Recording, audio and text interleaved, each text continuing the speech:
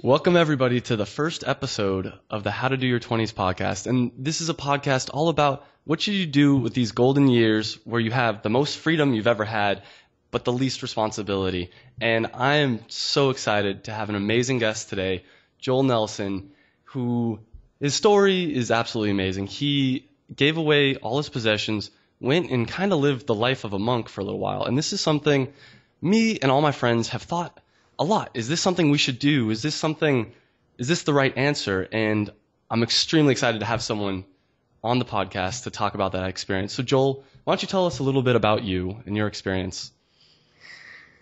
Well, man, listen, first of all, thank you so much for inviting me to be on this podcast. Your idea for the type of podcast you're doing, I think, is really overdue, and we can talk about that a little bit later in a lot of ways.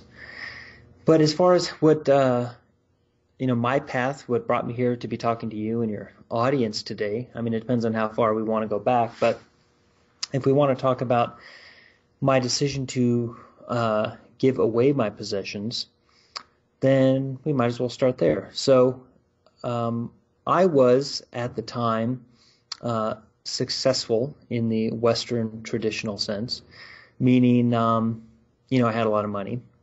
And I was having sex with a lot of beautiful women. So I had houses, access to airplanes, helicopters, motorcycles, a very kind of extravagant, sadly stereotypical image of what you would picture a young, white American hedge fund manager looking like. And as I was accumulating all these things, I became sadder and sadder.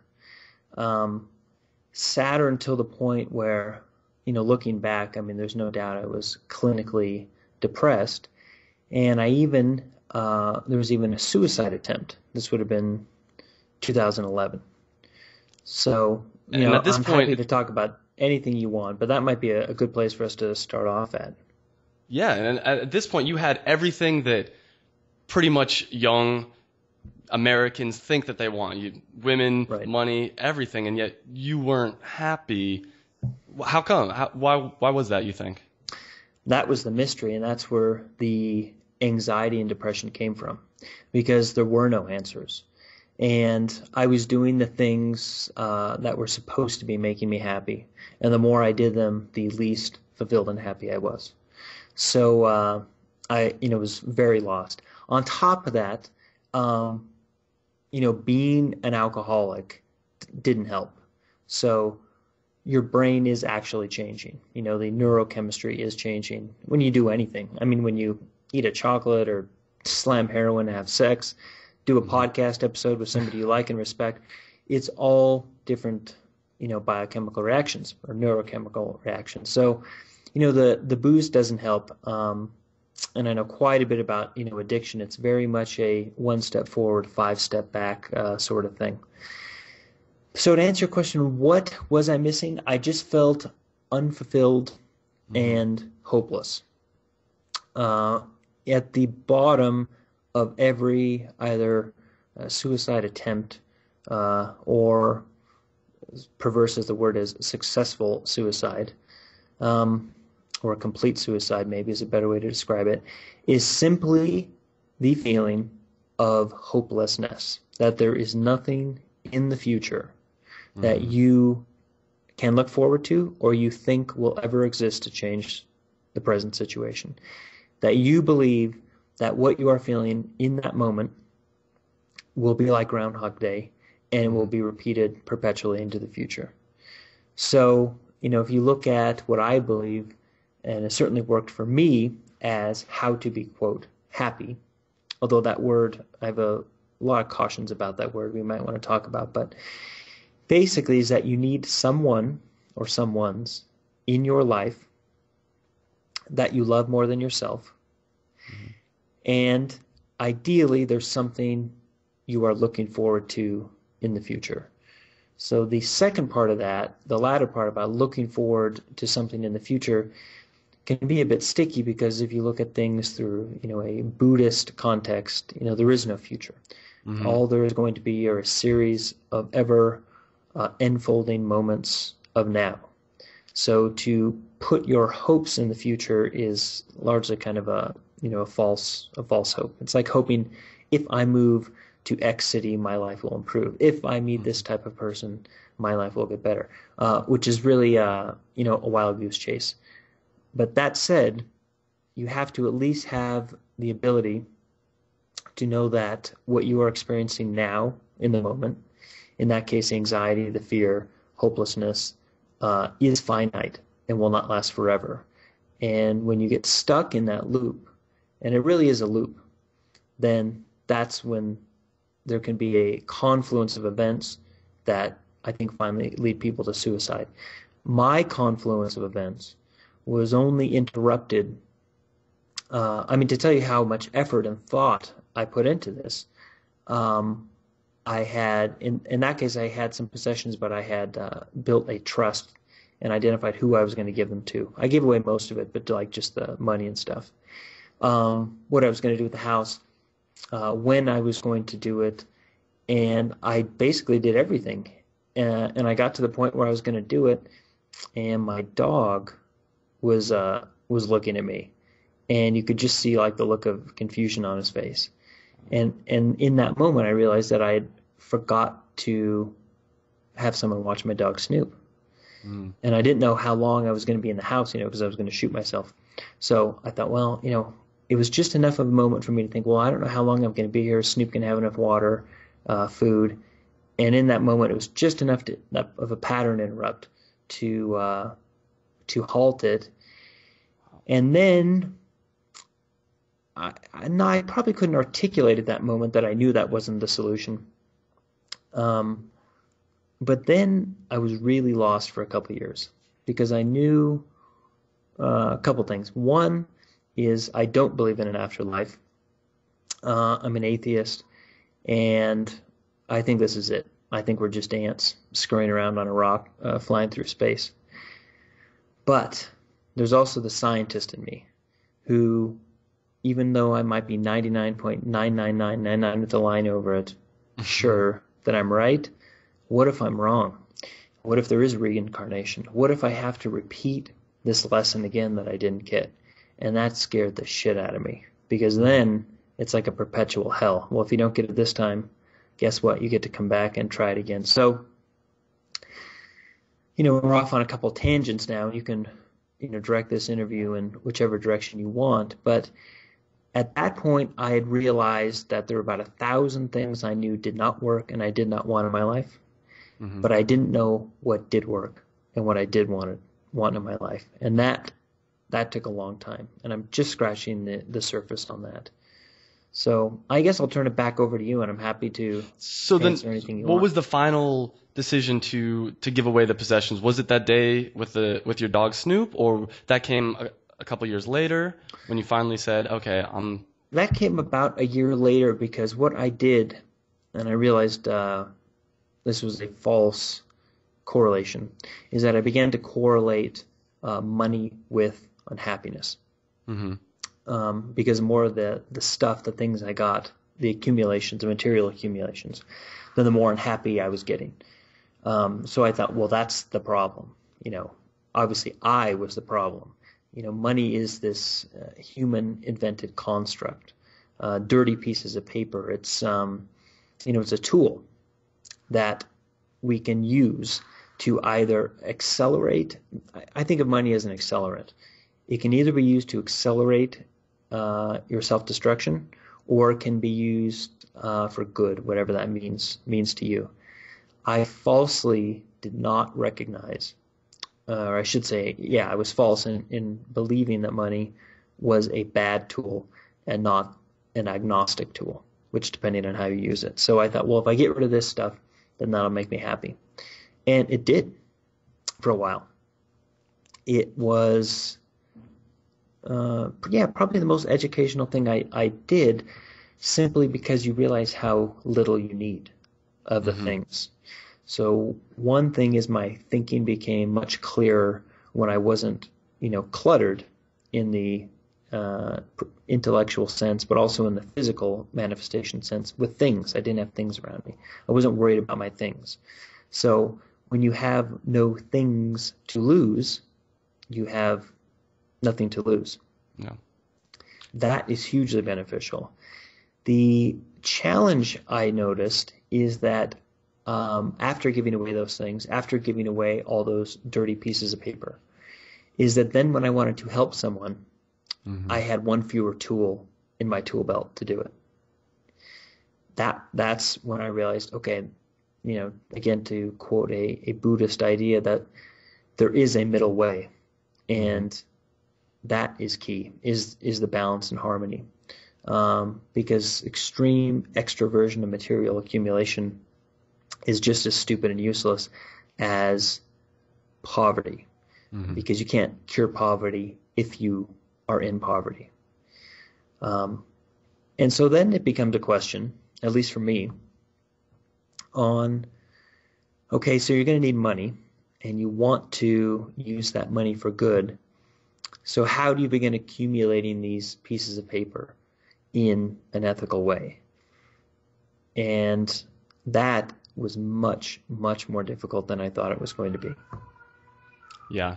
No, I've had a lot of friends that don't really care how they make money, and they tend to skew towards the darker things, the things that I don't really want to touch. And they're able to make a lot of it, but the people that want to do it in an ethical way, it is definitely more of a challenge. Now, I want to back up. So actually giving away your possessions, did you give them away to your friends, to charity, a little bit of everything?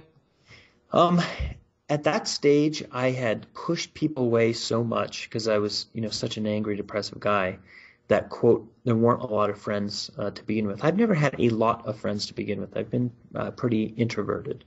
So to answer your question, most of it was just given away to charity. And there was the random act of kindness, the randomness of that was also somewhat part of the plan, was giving it to, well, just random acts of kindness, which really felt good, by the way.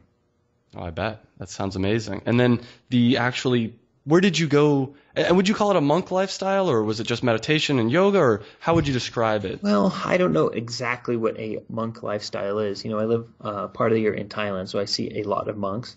I go to temples to meditate and pray. Though, it might sound paradoxical, I don't really actually believe I'm praying to any deity. I don't believe in that. But I do know that when you go to those centers, spiritual centers, another highly charged word, the first one being happiness and the second one being spiritual. But when you go there, it's much easier for me, at least, to meditate and get in the moment. So to answer your question, was it a monk-like lifestyle? I did a lot of learning about Buddhism, which is the only, I was about to call it a religion. It's not really a religion. It's more of a philosophy. And that was the only thing that made sense to me. And then I did a lot of meditating, and I did a lot of yoga. And, I hesitate to talk about yoga because so often people talk about yoga and they can sound like they're, they become a yoga salesman. And so just for the listener listening, I have no incentive or interest, nor could I in any way, commoditize whether you do or you do not do yoga. All I can tell you is that it's been the single most nonlinear relationship between effort and results. And what I mean by that is, you hear whatever the 80-20 rule, looking at your life and your actions and your decisions and looking at what are the 20% of the things I do, people I'm around, decisions I make that give me 80% of the beneficial results. And you could even take that out to 99 or 1%. What's the 1% of things that give me 99%? And for me, that ratio is most beneficial with yoga.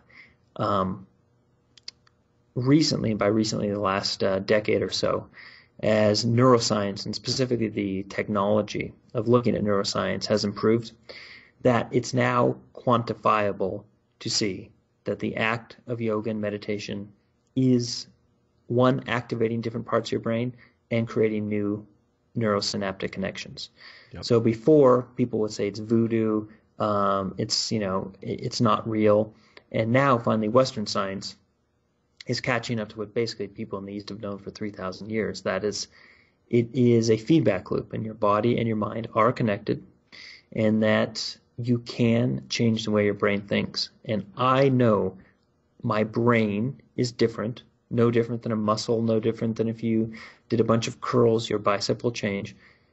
Doing yoga over the years has changed the way my brain works. I'm not an expert in neurology in any way, but I can only share with you the patterns that I've noticed in my life and what yoga has brought. So one is, ultimately yoga is just about you being in the moment. And so much of our lives, most of our lives, is spent doing anything but being in the moment.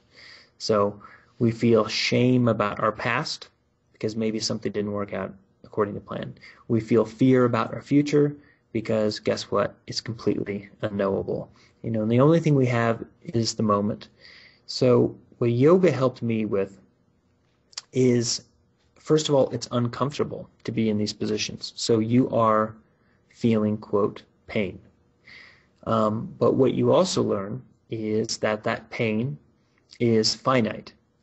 And when you do it enough, and if you're lucky enough to get into some really interesting biochemical states, then you begin to separate yourself from your pain. And you begin to realize that you are not the pain in my back right now. You are not the fear you have about the future. In fact, you are not your body in a lot of ways. So, what I mean by that is if you, Travis, had your arm cut off right now, do you stop being Travis? Are you 20% less Travis than you were before your arm was cut off? I mean, obviously the answer is no. So you are not this physical being. The second thing it taught me, and this is certainly, I think, practical in the entrepreneurial sense to those listening to this podcast, is that every moment was a step closer to something. So instead of watching a yoga tape, DVD, YouTube, wherever you happen to be watching it, and you see this person who's like a human Gumby and thinking, well, I could never do that. Why should I even try?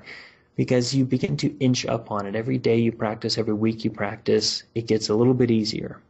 And then seeing those baby steps, when you start stacking, that's a 12-step term, stacking successes. You can't go from sobriety, you can't go from being an alcoholic right back to being a sober, functioning person in society overnight. It's about stacking little baby steps. And I think, we can talk about whatever you want, but if you want to talk about what that teaches us about business and entrepreneurialism, is nobody ever got where they were in a straight line. And there were a lot of, quote, failures along the way. But those failures, if we think of them as more opportunities to review data points, and that those events, again, were not us, but that they were moments, and that they are data points which we can learn from, it really depersonalizes the, quote, failure. And so as long as you are failing better, then you are making progress. And I will say personally, I love yoga, and I'm a jock. At heart, I played football for 8 years. I'm the last person you see walking down the street saying, yeah, that guy should do yoga.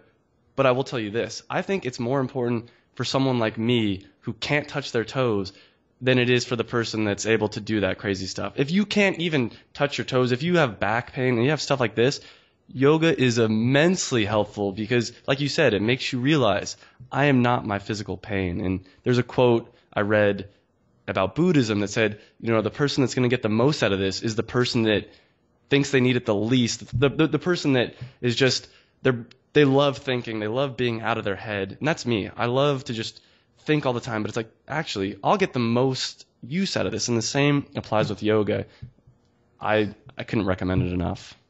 Well, I think, I didn't come from a yoga family by any means. I'm a red state guy who grew up eating meat and, driving race cars. So it's not like, I entered into this. It was a very difficult decision And it just started working. And that's all I can say is it worked. And then I kept doing more, and it worked, and it worked again. And what you said about the more you don't want to do it, the more you should do it, it's the truest thing you can believe.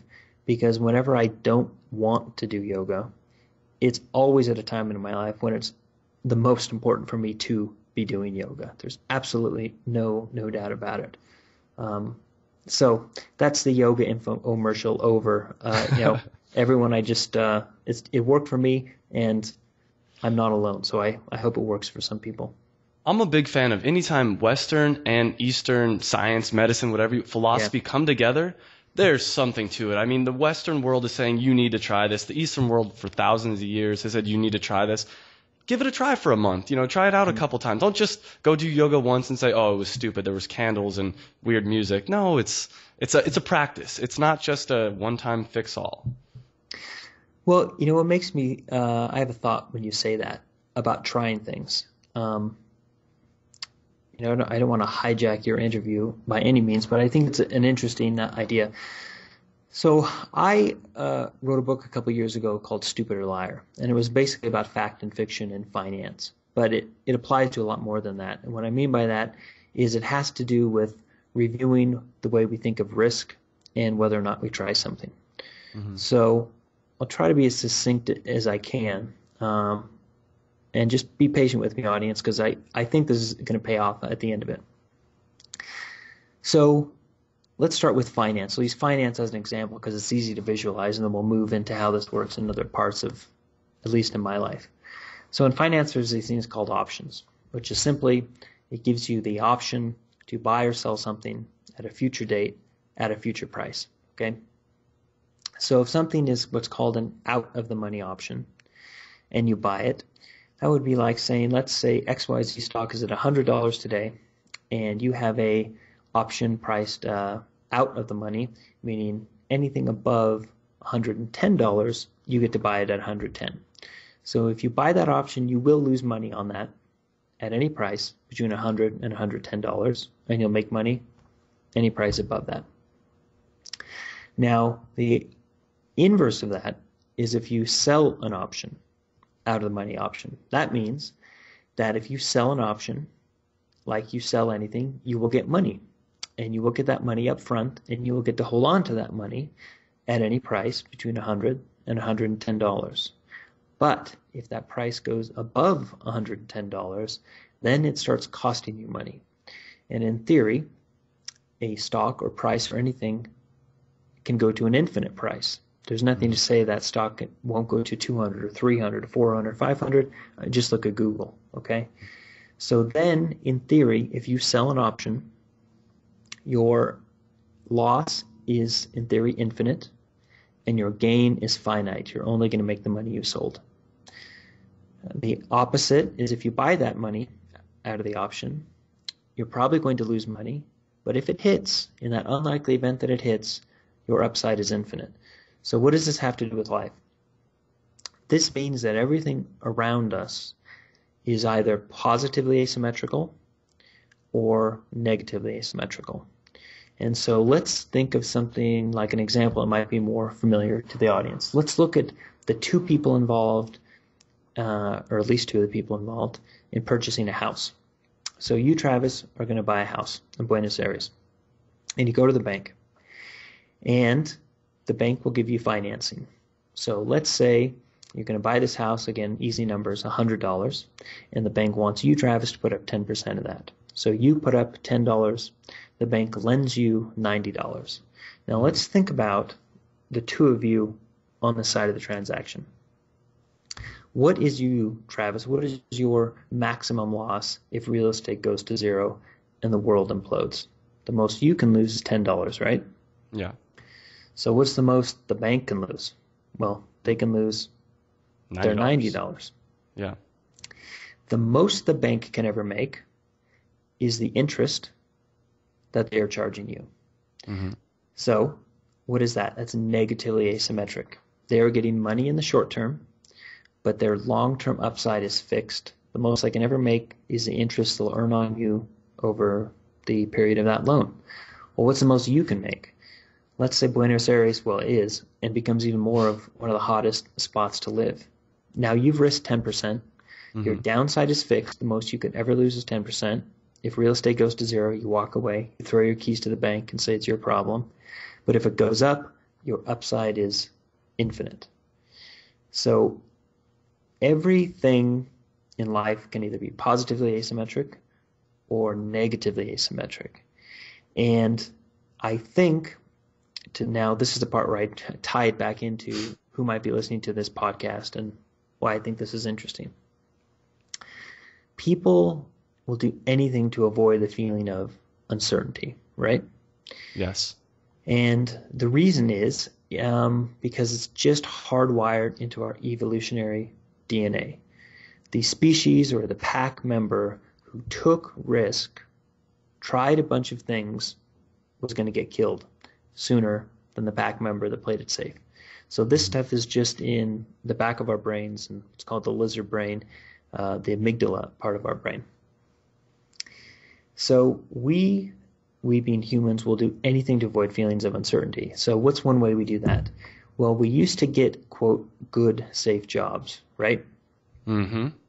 And in those cases, for almost a century in America, and especially in the latter part of the 20th century, it worked. You got a job. Even before that, you went to school, you got good grades, you kept your head down, you didn't ask questions. Why? Because that was going to get you to college. You went to school, you went to college, you kept your head down, you didn't ask any questions. Why? Because it was going to get you a job. At your job, you kept your head down, you didn't ask questions. Why? Because you wanted to keep that job, because there was going to be a payoff retirement at the end of it. And then at the end of it, you didn't make too many waves because why? You've just worked 20 or 30 years to get your retirement. Why screw it up now? So that lizard brain, cog in the wheel, indoctrinated way of going through life in America for the baby boomer generation worked. Here's the problem. Since 2008, that doesn't work anymore. And the recession that happened is different. This recession that we're in now is not a cyclical one. This recession that we're in is a permanent recession because there is a massive shift going on globally and domestically in both economic and ideological ways. Meaning, many of the people listening to this podcast, again, the generation, either millennial generation or Generation Y, did the stuff they were supposed to, right? They got the grades and they didn't ask questions. They went to college, they didn't ask questions. Some of them even went into debt to go to college. Debt that cannot be discharged, by the way. And what are they finding out? There is no job for them.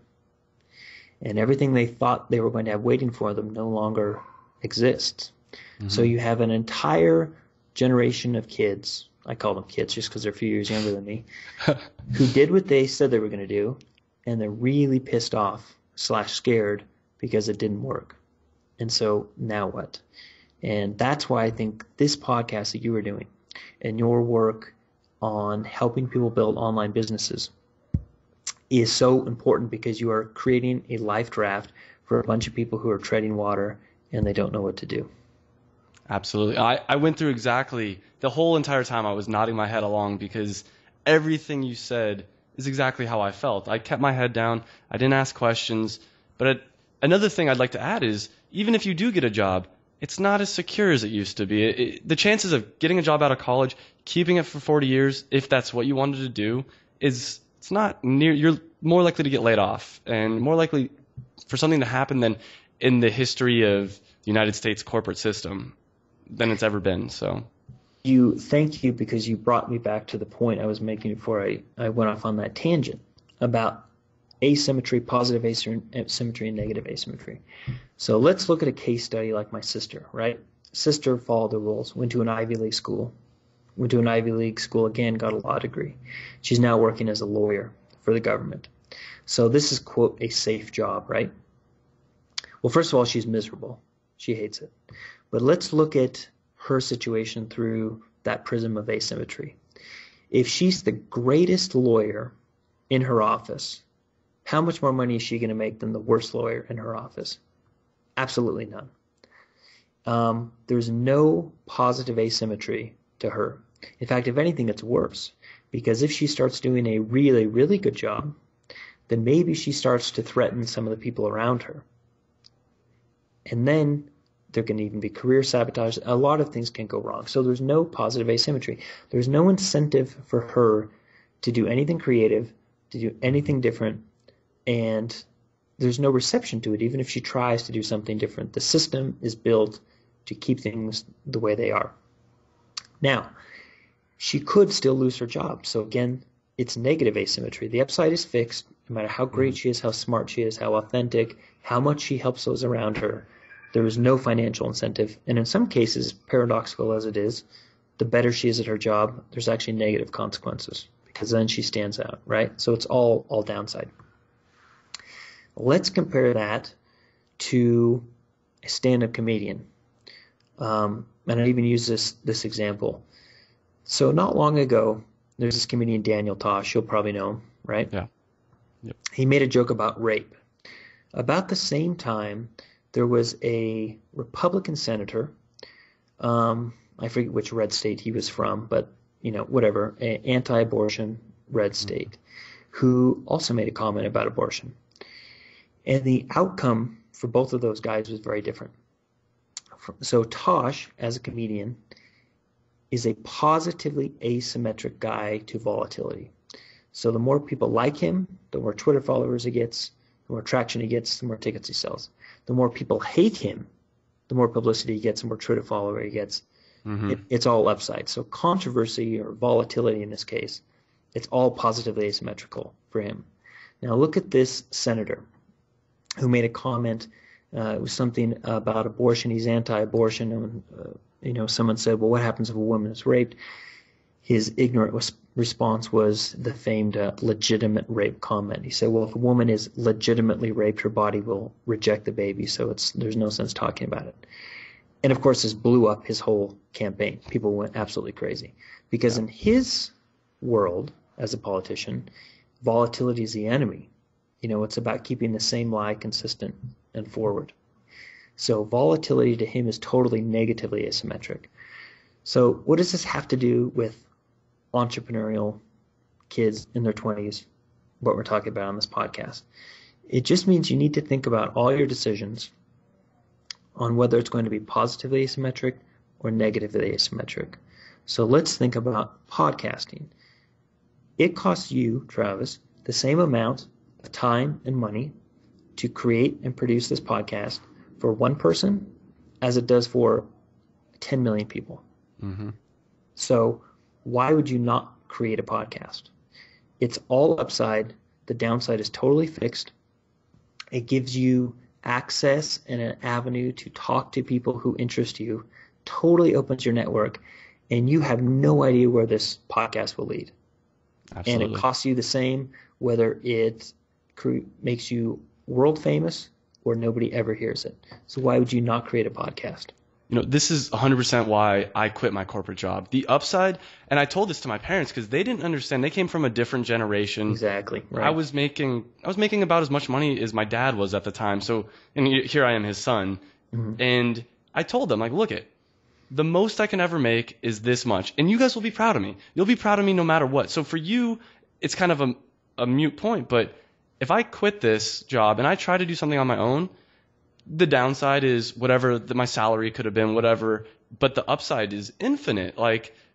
And the other thing is the upside's infinite no matter what, because the experience, I can always go back to that corporate world. I can always go back to that. But the experiences, the knowledge I attain from this there's no cap on it,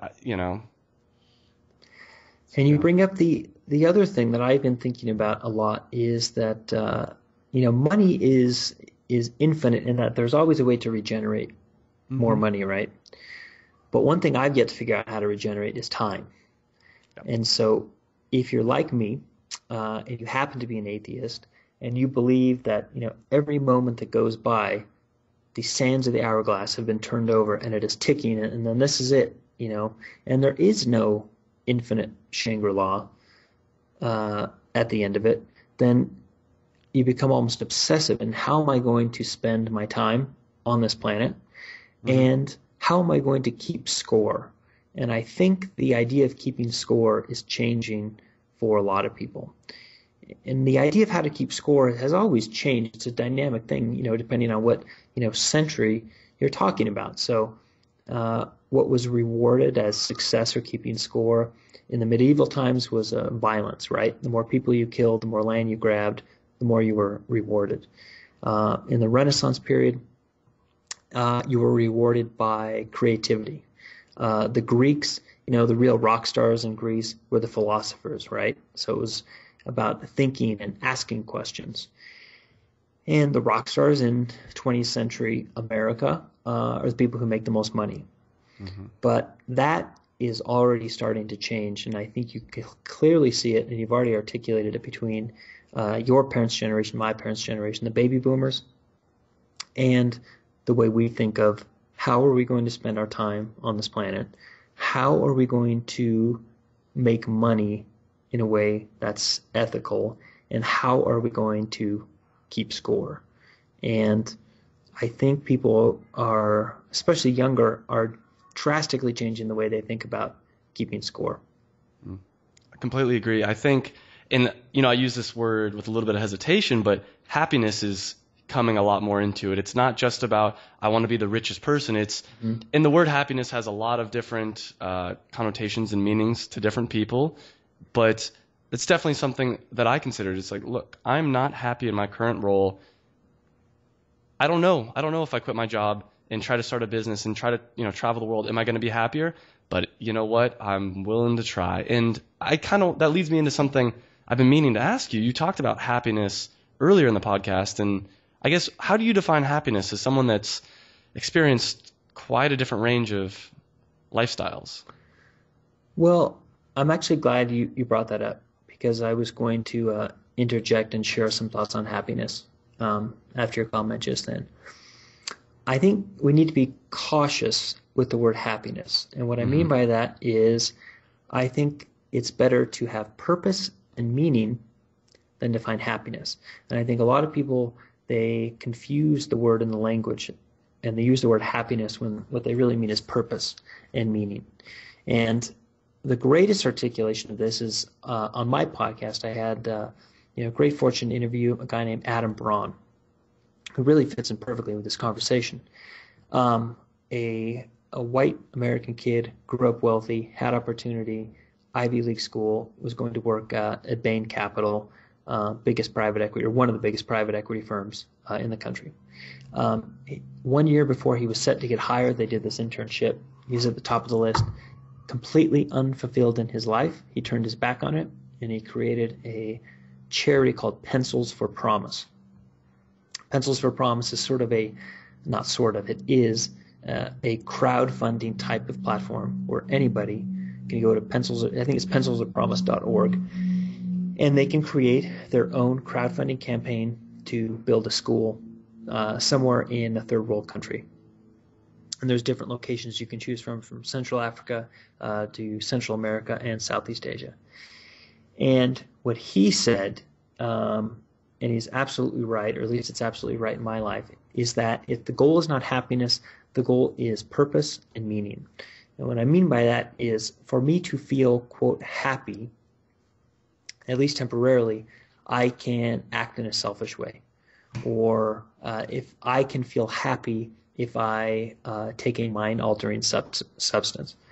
But that is very different from having purpose and doing something of meaning.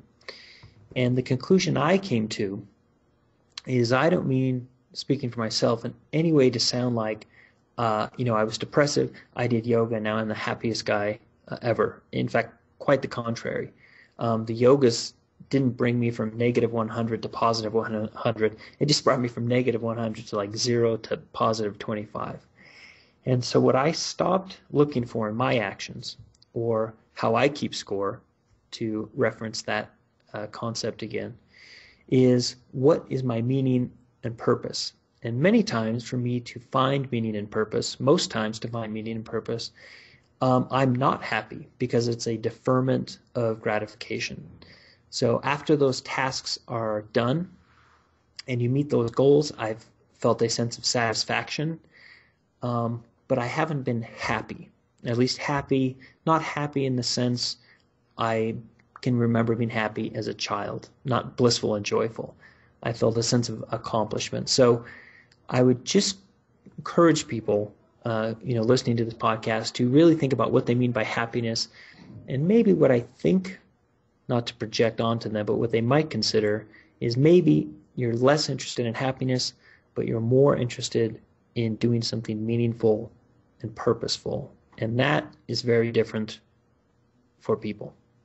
Yeah, I'll 100% agree with that. What I've heard about happiness is it's kind of more of a side effect of going after purpose. It's fleeting moments in our lives of, you can't really go after happiness, but if you're doing something really meaningful, you'll have those moments. And I know that's come for me if I'm volunteering or playing with kids or just doing something.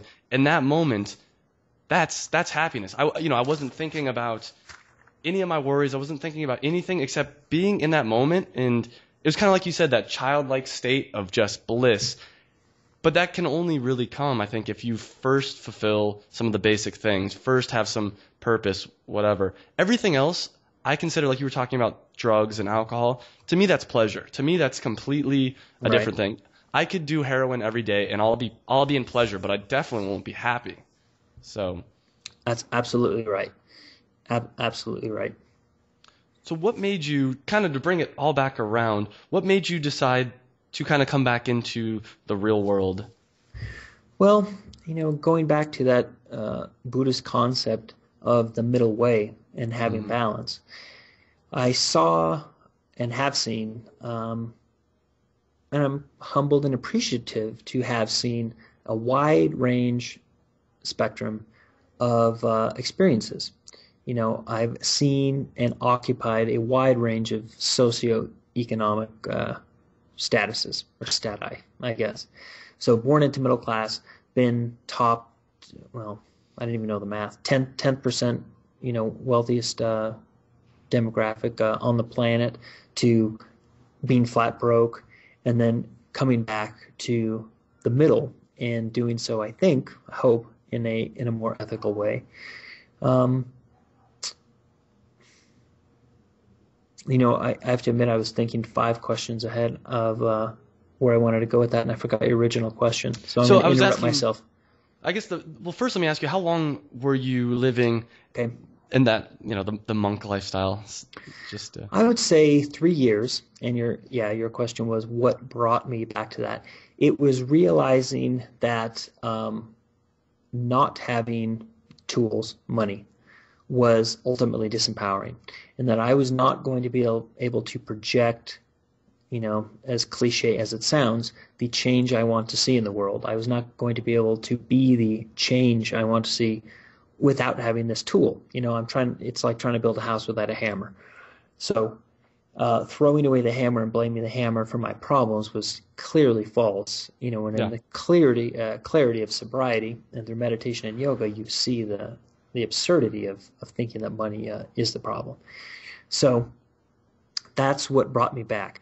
Now, being able to do that in an ethical manner was much more difficult than I anticipated, simply because my skill set and the environment, both in a micro and macro sense, micro being the environment I excelled in, finance, macro sense being the culture in which that environment is rewarded, America, is all based on deception and basically lying.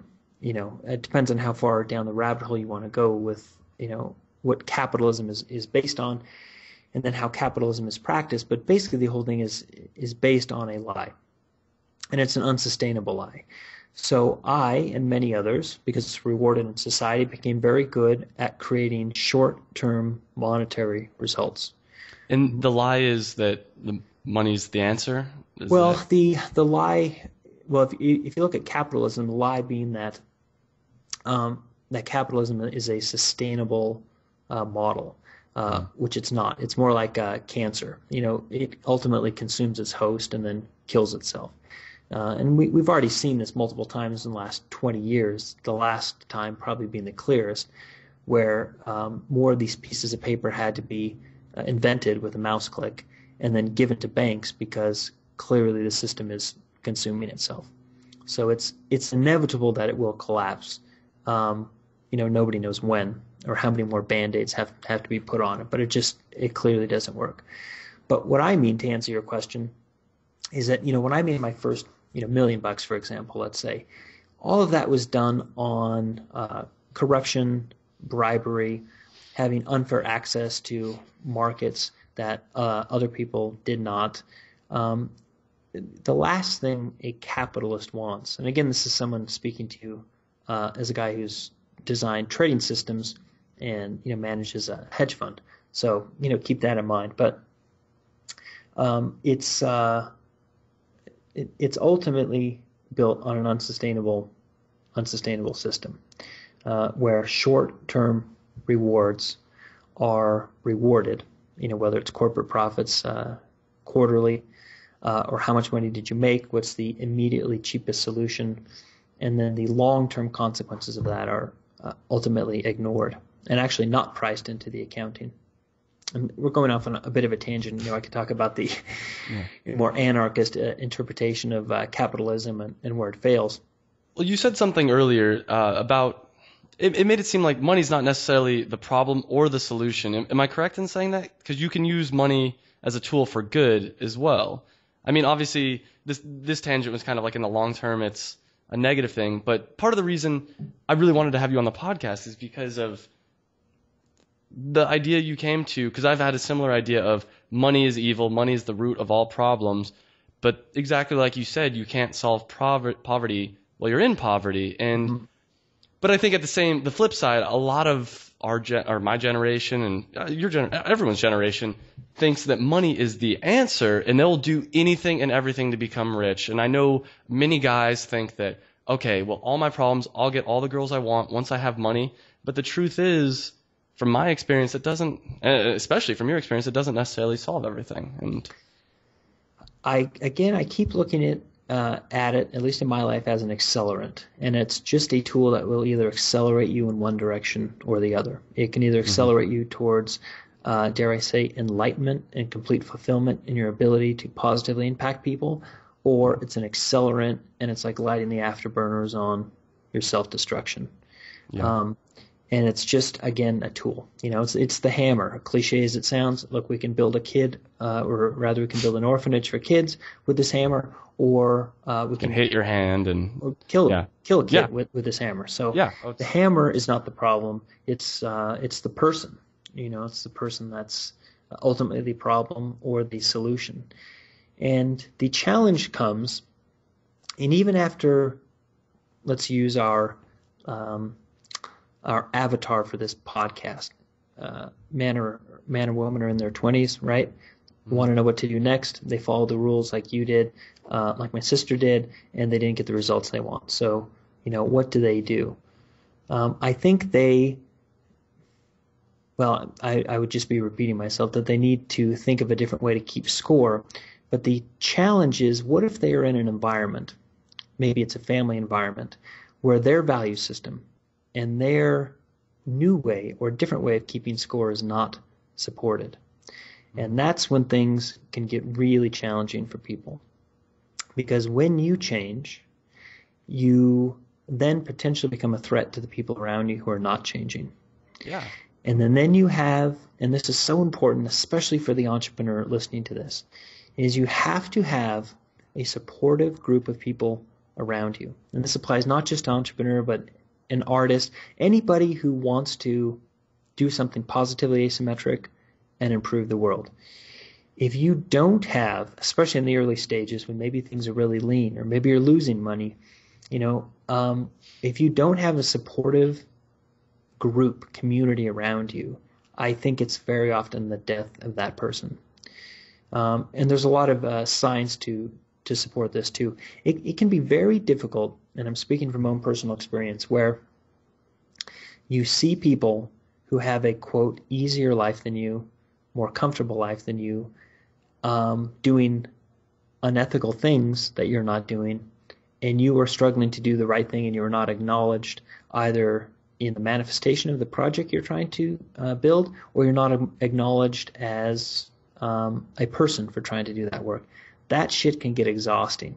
You can do it a month or two, but when you start going years where you don't have a community that, supports you, that can be really, really challenging. So I would highly encourage, this avatar you and I are talking to, Travis, to have a supportive group. Now, that supportive group does not mean they're yes people or sycophants who are just going to tell you what you want to hear. And I'll give you a perfect example. I did a podcast with a guy named Travis the other day who was sharing with me his experience building a website for women's dance clothing. And he built a really cool website that he said looked great, and everyone said it looked great. But the key demographic, in this case a woman, said, "It's a great site, Travis, but it doesn't make me want to click buy." So that's an example of someone who is supportive of you, who is also willing to tell you the truth. And that's the kind of people you need in your life if you are going to not be a cog in the indoctrinated wheel. Yeah, and it's hard. I know when I was trying to quit my job, when I was going to quit my job, everybody around me told me the reasons why I shouldn't, why I'm gonna fail. They'd poke holes in every single plan I came up with. My coworkers especially, because to them it kind of threatened their existence, their choices. When I say, "Hey, this isn't the right way. We should," or I want to quit my job because this isn't my ideal lifestyle, to them they took it almost as a threat of like, "Well, no, your idea is stupid and this is why." And every time they'd list reasons, and I'm like, "Look I gotta try. Like these are all possible, but if you don't try and you don't take that first step, you'll never get a chance to solve those problems." So of course there'll be problems when you try to do something like that, and people will want to tell you those problems way more than people will want to encourage you. And find those people that encourage you and listen to them. Make sure they're not just yes men, but that encouraging voice is very helpful. You're absolutely right, and that's probably the most important thing to take from this podcast is just having a community of like-minded people to support you. I'm presently still bumping into resistance in my decision to try things a different way. I started this outsourcing company, and I don't in any way mean for this to be like a shoehorn and a segue plug for this. I'm not even going to tell you the name of it. I started this outsourcing company that is ideally helping Western entrepreneurs with limited money and resources get access to great people, in this case, based in Southeast Asia, for far less money without giving up on quality. Okay, now, in starting this business, the traditional capitalistic way to do it would be, well, since I hold all the chips, in this case the money, and I'm going to finance the whole thing, then I will hire employees, and I will find the lowest price human per hour metric that I can. That would be the traditional way of doing it, and that would be the, quote, short-term, most profitable way of starting this business. And I did the opposite. I made two women in particular, based in the Philippines, who are virtual assistants, co-founders of the company. We all have an equal share of it, and yet I put up all the money. So if you look at what I did, circling back to positivity asymmetry and negative asymmetry, essentially I created asymmetry for them. Why? Because they didn't have to put up any money. If it fails, it's my dime. If it succeeds, they share in the profits. So why the hell would I do such a stupid thing? Because it's an example of experimenting with a different economic model, a collective economic model, where I am empowering, in this case, women in Southeast Asia with an opportunity that they probably would not have had before. So why the hell would I want to do that? Well, one, I want to be the change that I want to see. And two, this is another conversation, is that all the environmental problems we're experiencing in the global community, and believe me, it's everyone's problem, stems from one thing. We could talk about carbon emissions. We could talk about people using too many plastic bags. We could talk about oil spills in the Gulf of Mexico. But what it all boils down to is there's too many human beings on this planet who are acting in an unsustainable way. Okay? Yep. So I forget the exact statistics on this, but the hard trash generated over the life expectancy of the average American is in the hundreds of thousands of pounds. Okay, it's less in other places. But the point is that every new body that comes on this planet is going to be consuming tens of thousands of gallons of a finite resource, fossil fuels, creating carbon emissions and creating trash. And if they're a carnivore, they're going to be eating animals. Those animals create methane, pollute the water, and consuming tons of water. Okay, so ultimately, if we want to stop climate change, there need to be less people on this planet. Or we need to be acting in a more sustainable way. Well, the best way to break this cycle of pollution and people having children that in some cases can't afford to have children is to empower women. And the best place to do that is in parts of the world where women are not empowered and least empowered. So if you look at the most egalitarian states in the world, like the Scandinavian countries, they have the lowest birth rates. In some cases, even Germany, high levels of women activism and rights have negative birth rates. Now compare that to other places where there's poverty, Central America, Central Africa, Southeast Asia. Here women don't have opportunity, they don't have education, and what do? They make babies. They make babies that perpetuate the cycle of poverty. So this is a long way of me saying, why would I give opportunity and access to women in Southeast Asia when I could surely just screw them down to a super low price, make them work for me for $2 an hour? Because, circling back, I'm trying to find a different way to keep score. And how much money this anonymous outsourcing company makes in the next quarter is not how I'm keeping score. It's going to be at the end of my life, as those last moments flash in my mind, did I make a positive impact in someone else's life? And I'm going to mangle this quote, but I just heard it 2 days ago, and it stopped me in my tracks when I heard it, and my eyes even watered up because it's so pure and perfect and succinct. And it was an interview with Seth Godin, and he was defining what it means to be an artist. And I'm paraphrasing now, but if you want to hear this, just YouTube the Brian Koppelman podcast he did with Seth Godin. And he said the definition of an artist is doing generous human work that may not work for the betterment of somebody other than yourself. And I think if there was ever a place to start for people to considering how they might want to keep score, it might be in using that model. Generous human work that may not work because there's risk, but if it works, will result in the betterment of somebody other than you. And I think if more people acted like that, the world would be a much nicer place. That's awesome. And I want to be extremely respectful of your time, but I do have one big question. I've wanted to ask you this entire time. If you could go back and at the height of your depression, if you could give yourself some advice or someone that's in a similar situation, what would you say to them? And I know it's not an easy question, but what would you say to someone who is in that vicious cycle that's contemplating suicide or anything like that? Well, thank you for asking that question, because I know that there is more than one person listening to this podcast who is in that place right now. Yeah. And the cliche answer, true as it may be, is that I wouldn't change a thing because it was the suffering that changed me to be who I am today, which is a better person. So I wouldn't change anything, because without suffering, there is no. Only look at people who have had no suffering or volatility in their lives and see what kind of person they are, and compare that with somebody who's had a ton of adversity and suffering, push through it one step at a time, one breath at a time, and see what kind of person they are. So would I change anything? No. But if I could, like the ghost of Christmas past, go back and visit myself. We could even say someone else. That way, okay. Because obviously you've come to a good place now, but there's someone else in a very similar, shoes to you. What would you say to help them get out of that?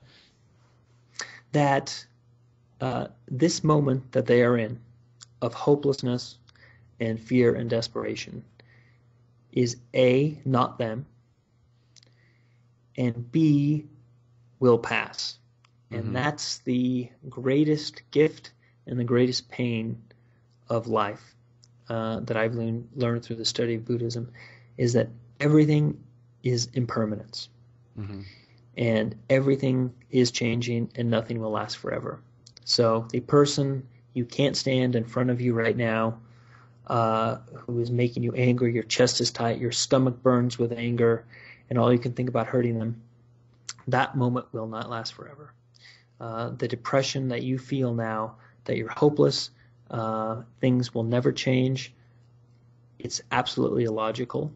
And your brain is playing tricks on you because your brain is depressed.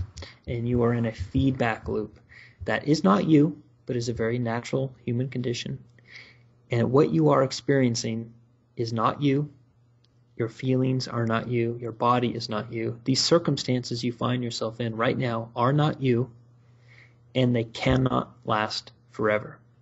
So if you kill yourself, yes, you will probably stop that feeling of helplessness, or my worst fear is you will be reincarnated and you'll have to live the whole damn thing over again until you get it right, which is something else I hope gives you pause. But if you do kill yourself, then you are robbing the world of the opportunity to make a positive difference, because it is people like you who are sensitive and creative and maybe not supportive that often find yourself in that state of depression. And it's only people like you who have done anything worthwhile in the world. People who are content never created anything. People who are in discontent, we have to thank for everything. People who are in discontent with not being able to drink water created clean drinking water services. If Steve Jobs was content with Microsoft and the software it gave me, I would not be talking to you on this MacBook today. If Richard Branson was content with the disgusting level of service on airlines and people being treated like cattle, there would be no Virgin Airlines. So if Travis was content with how people were attempting to communicate and empower people in their 20s, then this opportunity would not be here. So thank your discontentment and find a way that you can move forward and share what is your gift, and trust me, everyone has a gift, with the world. Yeah, going back to what you said earlier, though, by continuing to live your life, there really is an infinite upside. There is no cap to that. By ending everything, there's really no infinite upside. There's no religion, there's no thought that says, well, if you kill yourself, then you're going to have this blissful afterlife. The way I see it is there's two chances, and the percentages almost don't even matter. One chance is you'll end everything, and it's just blackness, nothing. It's like you're asleep forever. Or you'll end it, and there's infinite, just the worst experiences. Almost every philosophy and religion says that you'll be reincarnated in a worse form. You'll go to hell.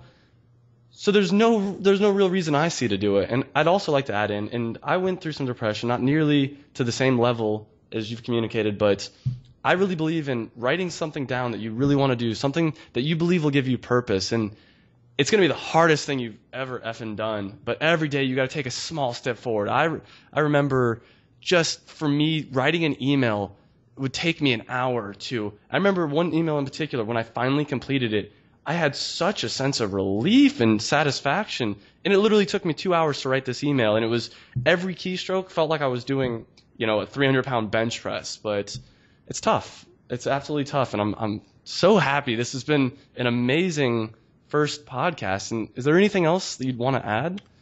No, I'm just really honored you asked me to talk about this stuff because it's so important. And, what's so great about this podcast forum, especially like this podcast that you're doing, is that it creates the opportunity to have discussions like this. And there's no other media outlet where you can do this. So if you go on TV, at best, you have to fit it into a 3-minute soundbite. At worst, it's all about being sensational and interrupting people and spreading anger. If you go on the radio, again, it's you're dealing with a DJ who has to tell you what time it is every 3 minutes and what the temperature is outside. So these podcasts that you're doing are so amazingly powerful. And again, to put a bow on one of the concepts that we talked about, it's positively asymmetric. There's a very finite and small downside to what it costs both of us to be here today. And the upside is one person is listening to this who might be really depressed and is going to take a second beat and find something that gives them purpose. That's awesome. Well, thank you so much for coming here, and I really appreciate you being on the podcast.